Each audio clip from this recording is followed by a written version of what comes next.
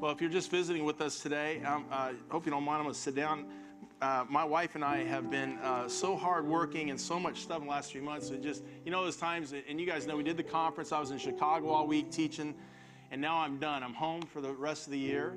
And you know how it is, your body handles it. Somehow your body knows what you need to get through, and then it just collapses. So Linda's at home sick, and I'm trying to fight it off. So I'm going to sit this morning if you don't mind. But we're in if you're visiting with us, we're in you might call it a one-off kind of situation, because we finished an 8-week series at the start of this year, September and October. Got done with that. We're going to start a new series, but then, of course, Thanksgiving's around the corner. Next week is Thanksgiving Sunday, as it were. And we asked Corey to preach. Many of you know Corey is a church planting resident here with us for the multi-ethnic church, going to plant a church in Miami. So Corey is going to share with us next Sunday. Last week, we reviewed the conference. So we got this kind of in-between before we get to Christmas and the start of a new series next year. So this morning, I want you to open your Bibles to Hebrews chapter 11, verse 1. And let's see that. James, can you trade chairs with me? Or where's those other chairs? Oh, that one right there. Can I grab that one, please? Thanks, bro. Hebrews chapter 11:1 on this one-off Sunday, as it were. Before we get to Thanksgiving and Christmas series, I want to spend some time with you this morning talking about faith. Faith. That's an applicable subject for us this morning, isn't it? Yeah. Thanks, bro. Hebrews chapter 11:1, and in a chapter that we often talk about as the great Hall of Faith chapter. Hebrews 11:1, though. Let's take a look at that. It says this: Now faith is the substance of things hoped for, the evidence of things not seen. So here's the question: what the heck does that mean?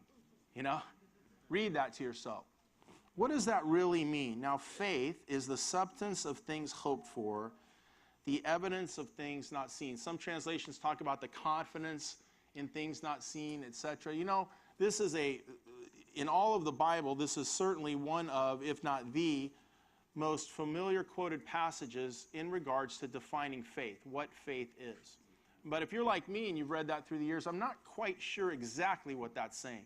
Now, it's at the start of an entire section in this letter, and by the way, we don't really know as scholars or theologians who wrote this book. Some say Paul, but no one really knows for sure who penned this book. So we can't quote the author by name, but the author spends this entire chapter defining great men and women, the heroes of faith, going all the way back to Cain and to Noah and walking it through. And so many of us call this chapter the Hall of Faith chapter. You have in the major sports, you have the Hall of Fame. This is the Hall of Faith, chapter 11 here. And of course, Hebrews 11:1 begins it all by defining faith as the substance of things hoped for, the evidence of things not seen. Sometimes it's helpful to go to the Greek in which this was written and to look up those words. So I did that for us this morning. And let me break this down in a way that I think makes more sense for us as to what it means. First of all, it says faith is the substance of things hoped for. That word substance in the Greek is a word that you might have heard this in English, hypostasis, right? Hypostasis. You've heard that word before? That's a Greek word. And basically as a compound word that has two parts, obviously, compound. So the first is hypo or hupo, and in Greek that means by or underneath. Okay, by or underneath. So alongside of, as in by, or underneath, as in laying a foundation.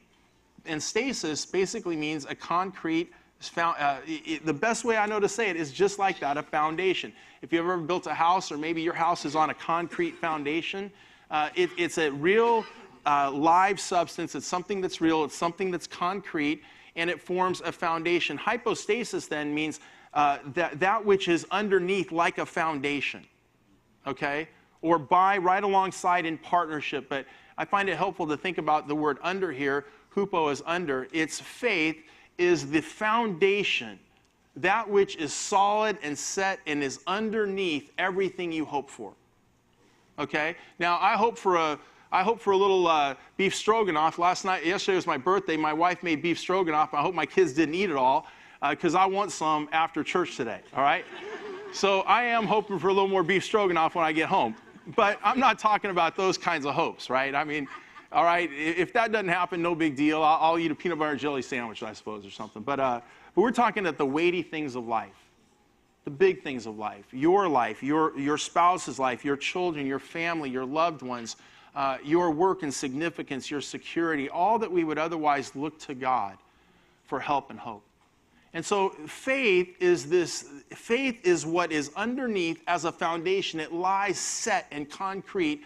Faith is that foundation of the things we hope for, right? And then it says the evidence of things not seen. Well, it does give evidence, because when we see, whether in times past and looking to the lives, as this author does, in going through the lives of men and women throughout history, or even into life experience for ourselves, many of us, hopefully all of us at some point or another, have seen when we undergird our hope with faith and we walk that out, we see God move in mysterious, sometimes even miraculous ways. Can I get a witness, as they say, right? I was joking in my class in Chicago this week that, when I talk, nobody talks. But Anthony, man, everybody's talking and talking back. And even old Harry, man, Chinese PhD, gets a little talk back. But me, I can't even get an amen in this place. Amen. All right. Help him, Lord, right? Triopia's all like, Pastor, we just listen to every word you say. I don't want to miss it, because you talk like a fire hose, so we got to drink it all up, But here's the thing: when we have put our faith underneath hope, and whether in our own lives or other lives, we see that come through. What it does, it gives evidence that there is a God. It gives evidence there is a force, there is someone, there is something out there who's not just irrelevant to life, but is active and involved and engaged in our lives, who cares for us, who loves for us. And I speak of a force. I don't mean to speak of it that way. We, of course, know it's God. We know it's God, Father, Son, and Holy Spirit, active, involved in our lives. The world might not know him that way. But when we undergird our hope, we lay a foundation of faith, we walk that out, what we end up experiencing is evidence that, in fact, our faith is assured. The things we hope for will come true, which goes all the way to heaven someday. This isn't a pipe dream. These words aren't just words on a page. Do you know what I'm talking about? How many of you, just by way of testimony, not talking about our salvation, but have actually laid a foundation of faith underneath hope and seen God come through in mysterious or even miraculous ways in your life? Would you raise your hand? Now keep them up. How many of you would say, keep your hands up, that when I saw that, it inspired my faith, that it gave me greater faith, it gave me greater confidence in the one that I hope for, right? We keep our hands up. Amen. I know. I'm the same way. That's really what this verse is saying, right? We don't just hope. We don't just wish for something blind. Oh, I hope it happens. No, faith is when you're not just, hey, I hope it happens. It's, no, I've got a faith thing on this. I'm undergirding my hope in faith. I feel a sense from God. I feel a calling from God. I feel an urgency from God. I feel like the Spirit of God is directing me to go, to give, to be a part, whatever it is. And knowing that, I'm going to go ahead and lay a foundation underneath that hope of faith. And as I watch God work it out in my life and the lives around me, it gives greater credence to my faith, greater evidence, greater confidence. And of course, if you can't lay a foundation of faith under the little hopes in your life, what makes you think that you can lay a foundation under greater hopes in your life, right? It's like that old phrase that, God entrusts you with a little thing before he can trust you with a greater thing. And that's true for faith as well. So one of the encouragements this morning is, I don't know how God is speaking to you, calling to you, asking of you what's going on in your life this morning. But this entire message, this entire chapter, this verse says, underlay it with a foundation of hope. You have confidence in God from the past. Go ahead and trust him right now. Believe in him. And lay under your hopes this foundation of faith. Even hope for a son that would grow up to love and serve the Lord, as Kian and Kelly did this morning. Now, all of that then is a part of faith. Here's another part of faith. And let's just call that the last part, the positive part, right? We underlay our hopes with faith. We know that God comes through his way, his time. And we believe him for it. We gain greater confidence when he does, when we see him working in the lives of others, as this chapter points out. But here's another part of faith. And this part does not stand opposed to faith, but I have found it's just a part of faith. And you know what? 3 D words here: doubt, discouragement, and disappointment. Sometimes people think that doubt stands in opposite of faith, and it really doesn't. When you exercise faith, you're going to have moments of doubt. You're going to have moments of discouragement. You're going to have moments of disappointment. That is equally a part of faith, and it doesn't belittle your faith at all. That's just the human response. And we find that equally through the Bible in great men and women who've exercised faith. We see them doubting God at points. We see them discouraged with God and with their circumstances at point, or even disappointed. All of this comes up in their lives. And what I want you to know, again, secondly, about faith this morning is those doubts, those discouragements, those disappointment, they don't stand in opposition to faith. They are part of your exercising of faith, and the encouragement is to keep on keeping on. In spite of doubt, in spite of discouragement, in spite of disappointment, to not give up, but to keep on pressing in, as it were, or leaning in, building your hopes, and staying steady on faith. So, for instance, take a look at Genesis 13. Here's a great passage in which we see a man of God, a man of faith, a man of God who is exercising faith, who has entrusted his life, his family, his future to God, and runs up in the midst of that faith into great doubt, discouragement, and disappointment. And I'm speaking here of Abram. I often, through the years, whenever I'm talking faith, I'm always directed back to this passage. It's so instructive to me, and I hope to you as well. But this is the passage where, as you remember, in Genesis 12, God calls Abram, later we know him as Abraham, and he says, leave your family, leave your country, leave your father's house, and go. And he says, where am I going? Don't worry about it. Just start walking. I'll show you when you get there. And Abram does that, and he exercises faith, the father of faith, we might say, even though Noah, Cain, and others had it. But Abram exercises the faith, and it wasn't easy to do. Today, in our day and age, we are pretty mobile here in this country, but that's not the way it was back in those days. So for Abram to leave his security, his significance, that's his family, his country, all of that, and to go to a land, as God said, that I will show you, this took a tremendous step of faith and trust in God. And Abram does that. And of course, God leads him and begins to bless him, and he takes along his nephew Lot. Their tribes increase, their flocks increase, their financial wealth increase, their power, if you will, at that time. And as you remember the story, they grew so big, these two, even though they were one family, it's like two tribes within the family, and there was dispute amongst their employees and some of their families, getting together, a little bit of conflict. And ultimately, Abram and Lot agree the land is just too small to sustain such a growing force, a growing people, growing cattle, etc. And so Abram, being generous, maybe being the patriarch, says to the younger Lot, hey, take a look. Whatever, you go east, I'll go west. You go north, you go south. I'll give you choice of the land. Abram was generous. Lot was selfish, right? And so Lot chose for himself the best part of the land, where the water is going freely, plenty of green grass for the cattle, etc. And it leaves Abram with nothing but a desert. And now, again, put yourself in Abram's mindset. You have followed God faithfully. You have followed God fully. You have abandoned your significance, your security. You're out roaming around, wondering where God is taking you. And when you see what you think is where he's led you, it goes to your nephew.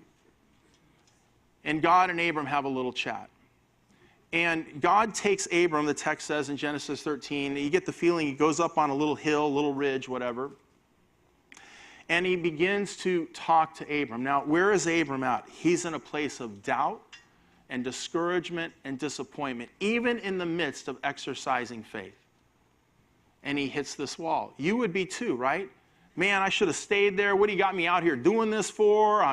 Man, look at my Lot. I thought he'd, at least split the stuff 50-50, takes everything. I mean, you've got to put yourself in a human mindset to understand how discouraged and doubtful and despairing Abram might have been. Well, God says to him something in Genesis 13. You can see it there.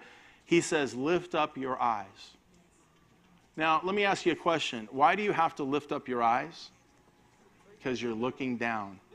I love every jot and tittle of the Bible. Nothing is wasted.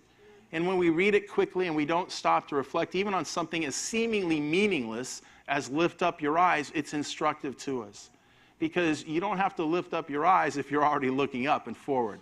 You have to lift up your eyes when you're looking down, which speaks to the spirit of a man, which speaks to the countenance of a man, the emotional condition of a man, who has exercised great faith, yet finds himself in a period of doubt and discouragement and disappointment. And God says to him in that moment, lift up your eyes. I love the picture of a father reaching down and gently lifting up his son by the chin. Lift up your eyes, Abram, and look to the north, to the south, to the east, to the west. As far as you can see, everything I will give to you, as far as you can see. So what would limit Abram? How far he can see. And in a sense, of course, in a physical or human sense, this would be directed at land. God had promised him land. He's saying, hey, look, as far as you can see see that hill over there? See that ridge? See over to the east? So in a physical sense, yes, land is involved. How far can you see? But the fact is, God wasn't there necessarily drawing borders, right? It's really a spiritual thing. And God is calling Abram in the midst of doubt and discouragement and disappointment. He's calling him back to faith, even greater faith. And he says, how far can your spirit see? How wide, how deep, how strong is your foundation of faith? Because if you will allow it to be strong, as far as you can see, I'm going to do what Paul later describes in Ephesians 3, exceedingly abundantly beyond what you could ever ask or imagine if you just don't quit. If you just keep going and you don't give in to doubt and you don't give in to discouragement and you don't give in to disappointment. Just keep on trusting, keep on believing, keep on walking by faith, and I will do for you exceedingly abundantly beyond what you could ever ask or imagine. I will give you as far as you can see by faith. Now, in Hebrews chapter 11, it's very interesting because as the writer walks through this, you know, we think in terms of sitcoms here in America, right, or movies.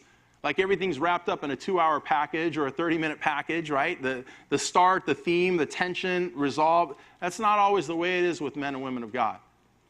In fact, in Hebrews 11, it says many of these folks died without ever seeing the total fulfillment of the promise. But nevertheless, their names are in the Hall of Faith because they never quit on their faith. They never gave up believing and keep on walking it out. I love how the writer talks about, towards the end of Hebrews 11, how he says, man, these men and women were so bold in their faith. They were sawn in two, thrown to the lions. He just goes through this whole litany of suffering that comes with faith. And he said, these men and women who continue to exercise faith in spite of never fully realizing the promises of God, in spite of the torture and the problems that come with that, as we're talking about this morning, in spite of the doubt, the discouragement, the disappointment, never quit on themselves, never quit on God. And it says, the writer says, men and women to whom this world is not worthy. They're not worthy of men and women who are like this. This world isn't.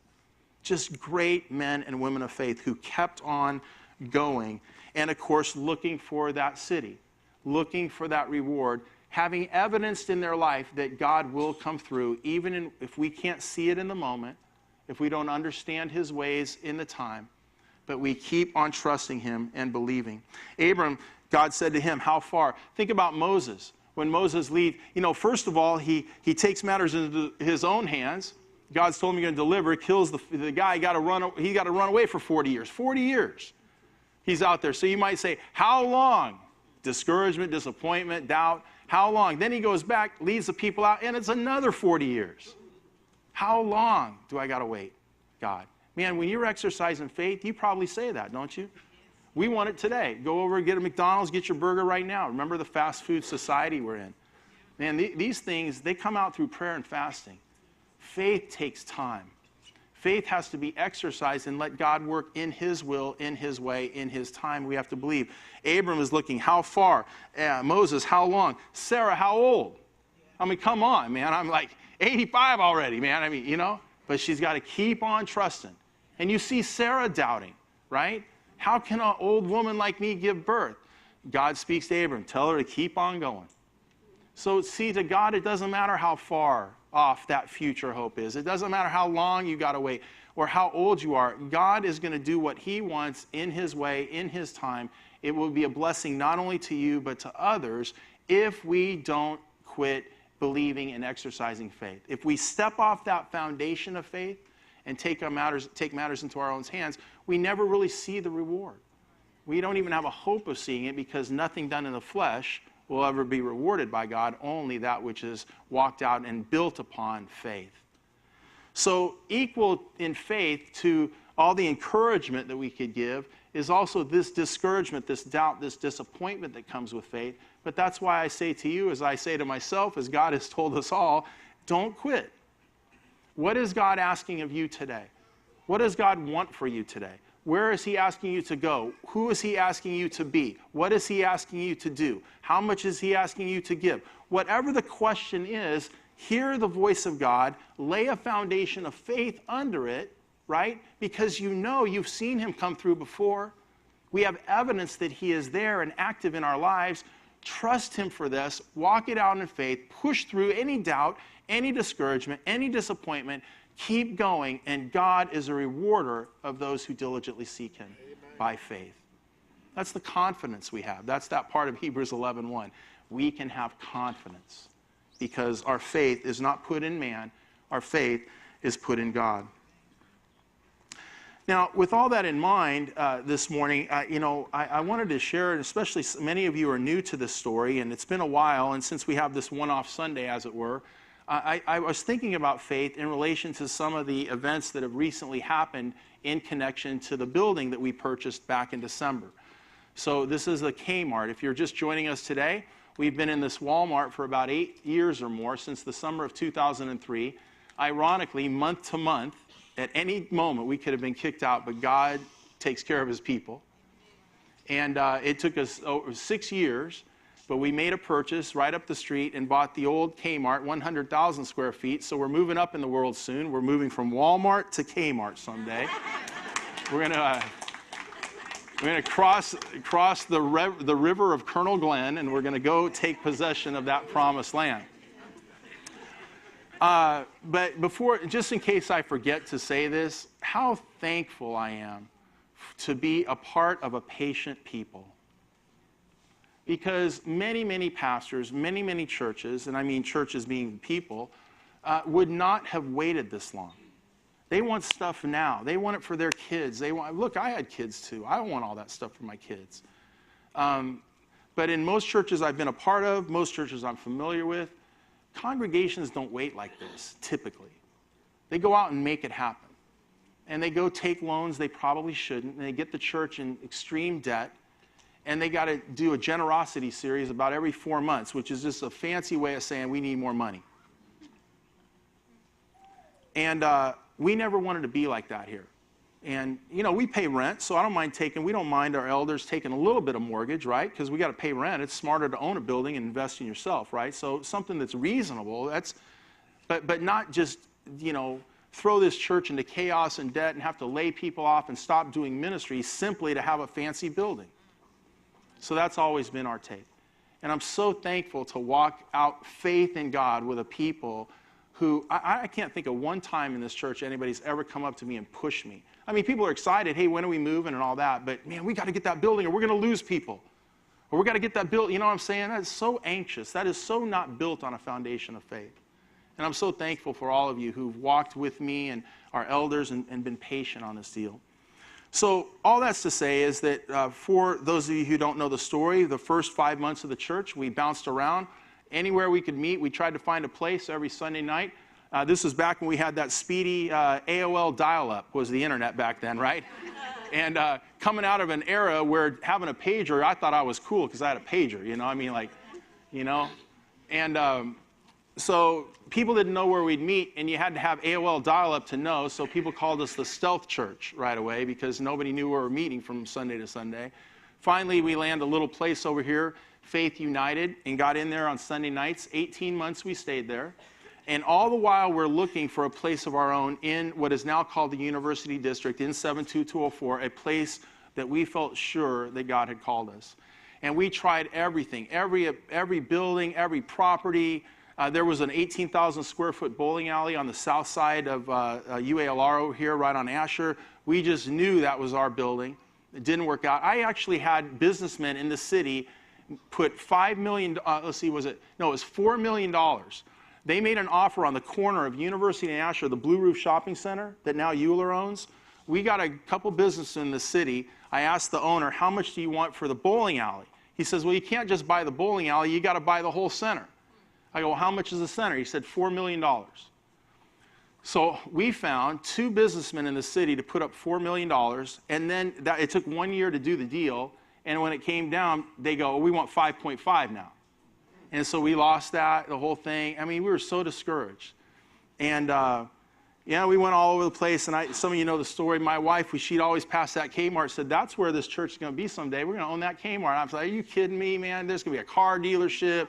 Kroger's going to move. That's the last building. I didn't even look at it. But my wife believed by faith. And it's one of the reasons we have that building today. But all that's to say is we found our way to this Walmart, paid the whopping price of $800 a month for 80,000 square feet. That's how bad this building was. The people that moved in here in the early days, we lived with flea bites on our legs for 6 months. Couldn't get rid of the fleas. The first thing we did was hire an animal trapper to get all the animals out of these ceilings, out of the bathrooms. I'm serious. That's what we did. Hired an animal trapper and cleaned the place up. It was so bad. There used to be a waterfall back here on the roof. It was just like Niagara Falls. It was so bad that we didn't even have to pay rent for 18 months. We had 80,000 square feet free because this building was so bad. And we did it. And like ants, we cleaned it up. And I know if you're new to the church, you might look around. You don't think it's nothing, but we look around. We're like, oh, my gosh, man, this is like, yeah. I mean, we live in a palace here, you know what I'm saying? And, but at some point, we tried to buy this building. Same thing. We just wanted this Walmart. The owner said, no, you got to buy the whole center. How much? $6 million.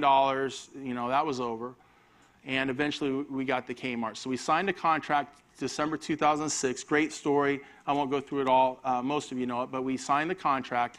And we said, we'll buy the building in 6 years, and we did it in 5 years and 11 months or so, 11, with 2 weeks to spare is what it happened.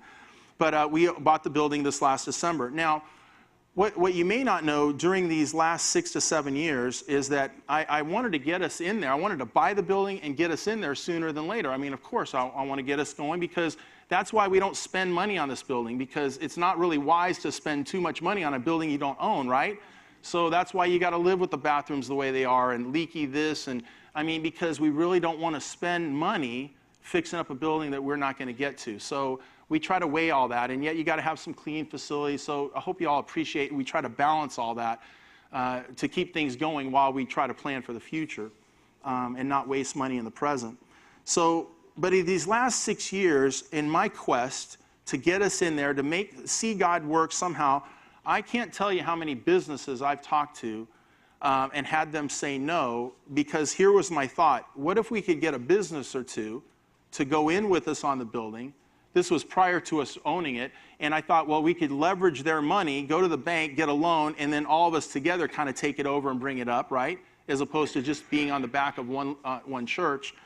And so I've talked to restaurants and on it goes. And one of the things, too, real quick before I go on, is that our vision as elders, my vision as well, Harry, everybody here, was we just didn't want to rent the building to anybody.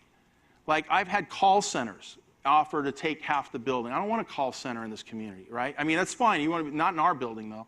I don't care how much somebody would offer us. I mean, if it wasn't the kind of business that we felt as elders and leaders of the church that is life-enhancing to this community, that is of benefit to the people living here, I don't care how much money they'd give us, we wouldn't be interested. And we've told certain businesses no, even though we could have got in there, because it's not the kind of business that we felt would bless the people. We don't want any business that preys on the people, hurts the people, etc. So we've had this vision for life enhancing to the community and waited on God. As I said, I can't tell you how many times I've been told no on trying to find somebody. And then, of course, we bought the building.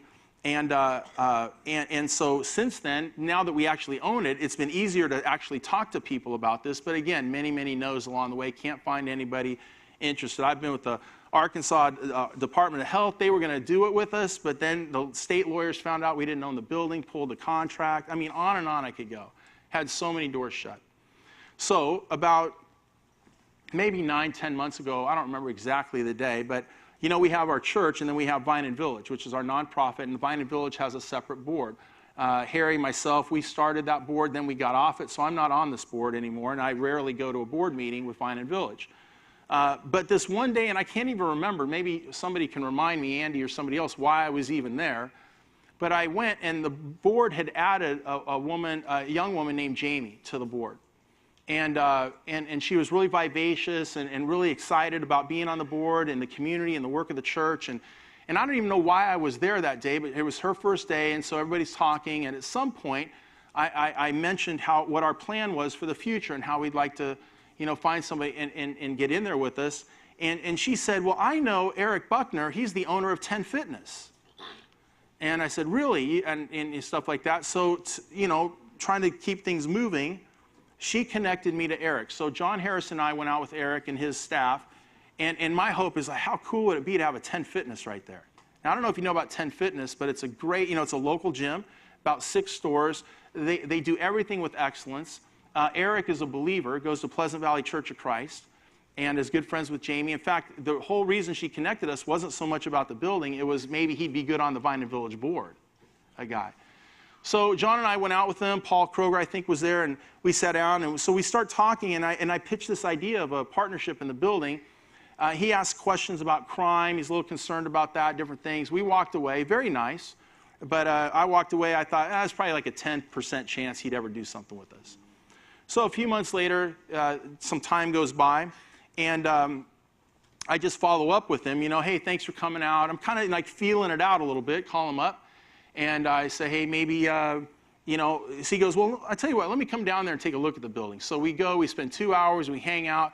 And all of a sudden I find that we're actually negotiating a price, which was really cool. I'm like, really? Because he's going, well, if I did it, it'd probably have to be for about this much, and maybe we could do this and that.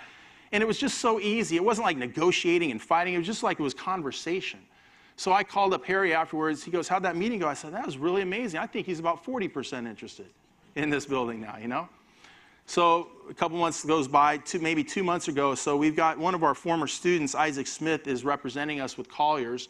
I discipled him for 6 years. I figured he could help us out on a building, right? And so Isaac's been helpful. So Paul and I go out with Isaac, catch up. He's going, man, I can't find anybody. We've had some possibilities, but nobody's interested. There's a farm tractor company that might want it.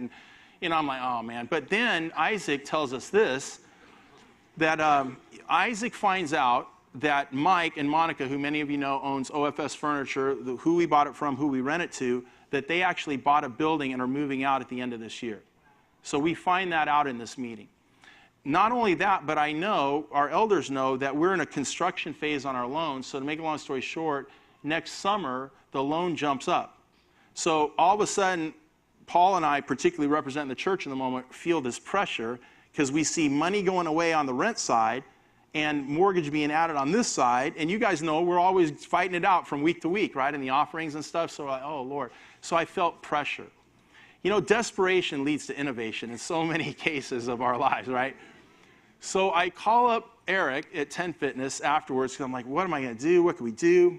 Been marching by faith, keep it. So I called him. I said, hey, I just found out something I thought you might be interested in, but the tenant's moving out, so the building's going to be open. And I promise you, I'm not lying. I got the phone up to my ear, and I'm like this. And when I said that, I went like this. Because I knew it's just going to be no again. Because 7 years, all I hear is no. But this time, Eric, on the other end, he goes, funny you should call me today. I was just thinking about you. I was about to call you. So he said he had a friend come into town, somebody he really respects, somebody who knows the community, the area, etc., and basically took him over, and he said, hey, I've been talking to this church about this building. He showed him around, talked about the area, and the guy said, I think that would be a fantastic location for a 10 Fitness. And he basically said the guy gave him the 2 thumbs up, and because Eric trusts him so much, it kind of washed away all his remaining fears.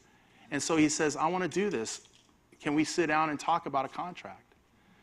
So Isaac and myself, Paul, we got together. Again, no big negotiations. We just started talking. And today, what I want to share with you, and I want to bring you in, is, and let me just stop, little parentheses. I've been told don't say stuff like this. People tell me, like, good politicians, they don't say stuff till, and I'm not a politician, but you don't want to say something unless it's a done deal. But I'm just not like that because ours is a foundation of faith. And the reason I want to bring you in at this point is because we need to pray. We're seeing evidence of faithfulness for 7 years. We're looking to see. But it's not a done deal yet. But I called Eric yesterday. I said, would you mind if I brought our people in and prayed? No, man, tell them. That's how far along it is. Now, what I can't tell you is there's no signed contract. Okay, it's not done, and so it could fall apart. It could not happen. I want to be really clear about that. But I have, faith is the substance of things you hope for. It's the evidence of things God's out there working. I just believe it's going to work out. And what a fantastic partner this would be for the church and for the community.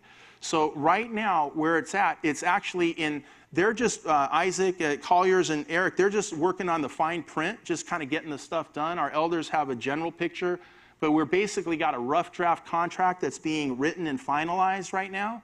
And that'll go, as it's going, just being worked out. But again, it's not like hardcore fighting it out. It's just really just like friends trying to get on the same page, make sure everybody's on the same page. We believe that we can have that contract signed by the end of this year. And what a great testimony it'll be to our patience and our faith, because if we get that contract, 10 Fitness is going to come in there with us. It's going to clean the entire property. There's going to be a huge investment in the building, in the parking lot. It's going to do economic uplift for this community. It's going to be emotional uplift for this community. And God will prove himself again a rewarder of those who diligently seek him. It'll take, without getting down to the details, it'll take care, essentially, I'm thinking the way it works is that it'll basically pay our mortgage for us and a big part of the parking lot. So then all our concern at that point will be is just money to renovate. So somebody said, well, how soon can we get in there? My deal is how soon can you give money? Because this, because we're not held back at the mortgage level anymore. Like even if this contract doesn't come through, it's a little bit of a setback, but we keep going. But again, I want you to pray with me. I'm believing it, and I think, and Eric wants it, and it's a win-win for everybody. So it's just details, but it's not done deal. But assuming it is a done deal, at that point, we really don't have a problem with mortgage payments. All our problem is just renovation, getting in there, making things, doing what we got to do. And the only thing that stops us at that point is money. So the raising of money at that point isn't to buy a building, it's actually going places, right?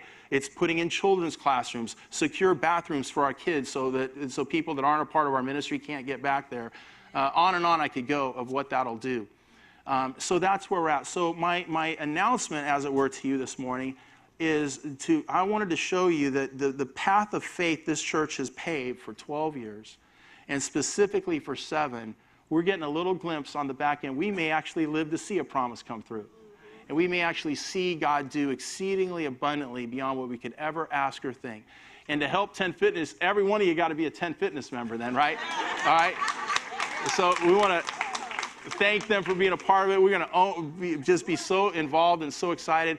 But Eric's heart, again, he is a Christ follower. He's a man of a churchgoer, a man of the church, loves the community, loves our work. This is like partnership and friendship more than it is business. And I couldn't ask for anything better in that regard. So I tell you this again, at the risk of somebody say, hey, I thought you were going to get it, and not happen. We all understand, right? Raise your right hand, repeat after me. It may not happen. It may not happen.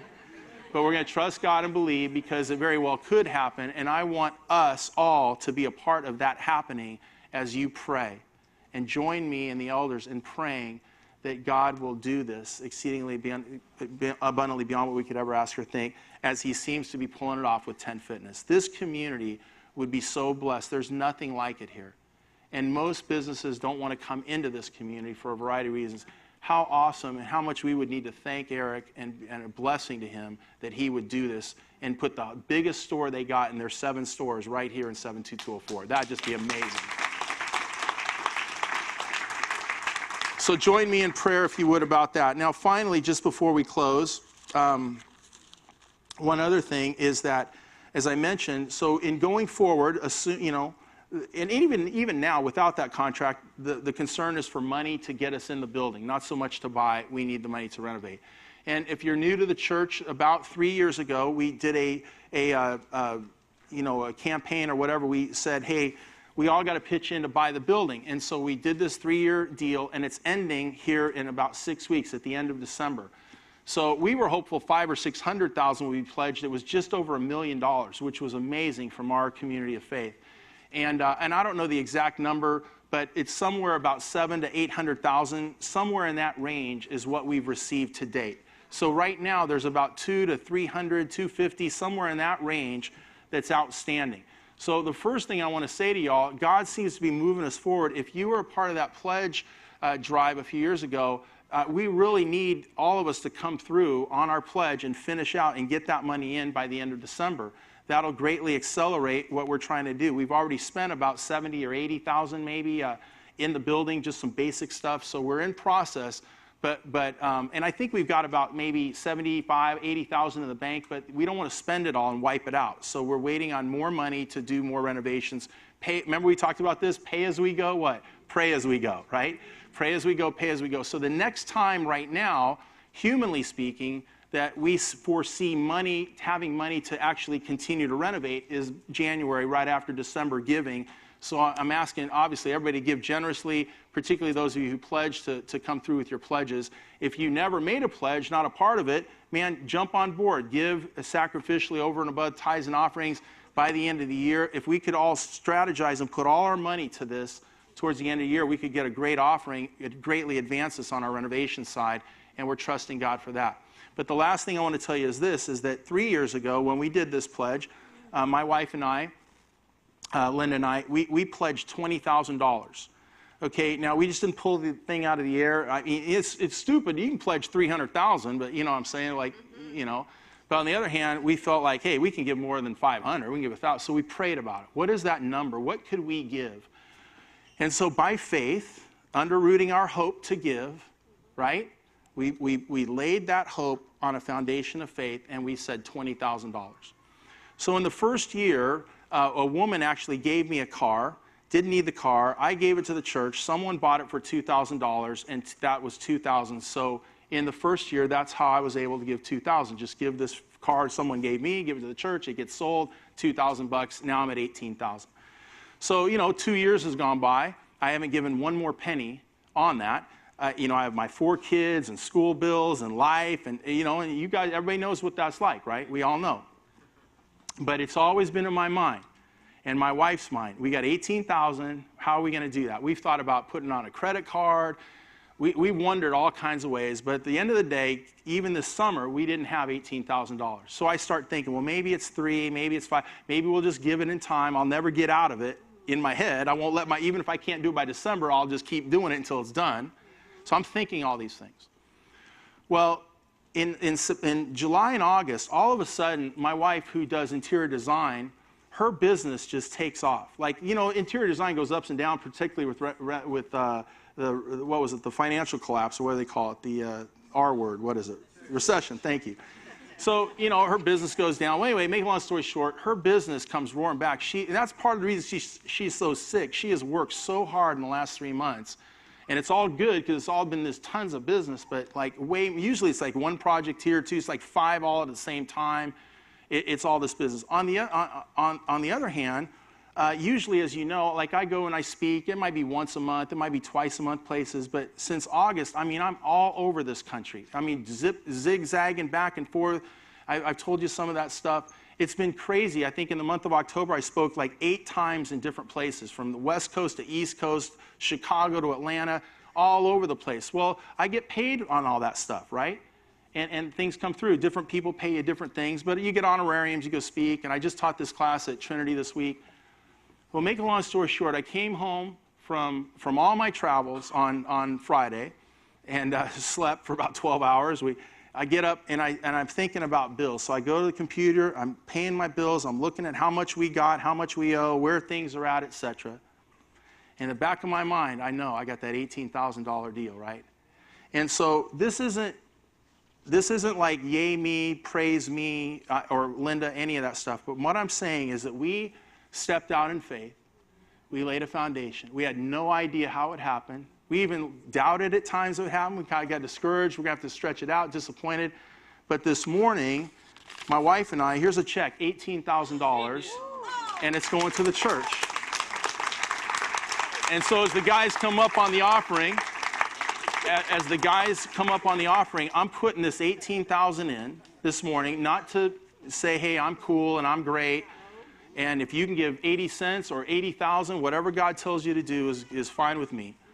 But what I really want you to understand is how faith as a bedrock of hope. This is evidence that God is there, that he comes through, that you believe, you keep going, you don't doubt, you never know his will, his way, his time. But we are so honored and thankful that we're able to come through on what we said and put $18,000 in towards our project this morning in the offering plate. To God be the glory. Great things not only has he done, we believe he is doing in and through the people and the passion of Mosaic.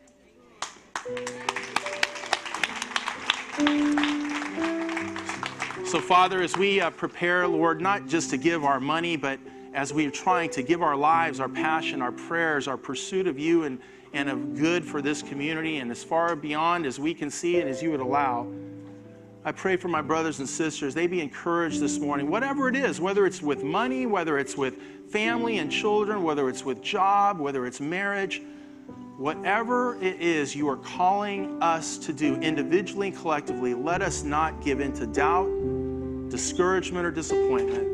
Let us find our foundation of faith that leads to hope that comes through, and our faith strengthened because you are God and you are in control. In Jesus' name.